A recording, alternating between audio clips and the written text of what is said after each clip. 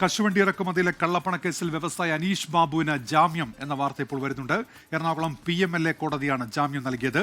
ജനുവരി 14-നാണ് കൊച്ചിയിൽ നിന്ന് അനീഷ് ബാബുവിനെ ED കസ്റ്റഡിയിൽ എടുത്തത്. വിഷ്ണു സുരേഷ് ചേരുന്നുണ്ട് വിശദാംശങ്ങളുമായി. ഇപ്പോൾ കൊച്ചിയിൽ നിന്ന് വിഷ്ണു, വിവരങ്ങൾ എന്തൊക്കെയാണ്?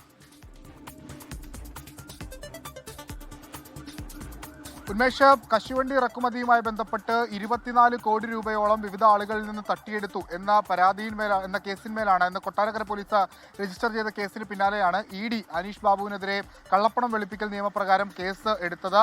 അതിനിടയിൽ അദ്ദേഹത്തിന്റെ സ്വത്തടക്കം ED മരവിപ്പിച്ചിരുന്നു. പിന്നീട് അനീഷ് ബാബു ഒളിവിൽ പോയി.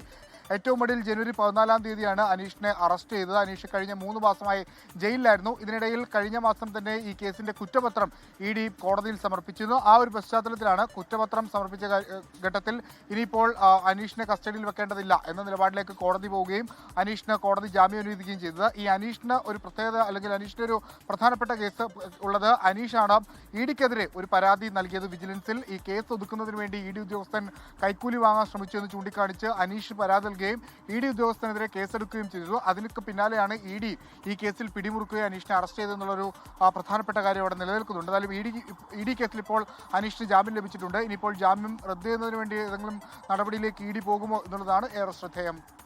ഉന്മേഷം, കൊച്ചിയിൽ നിന്ന് വിവരങ്ങൾ നൽകിയത്.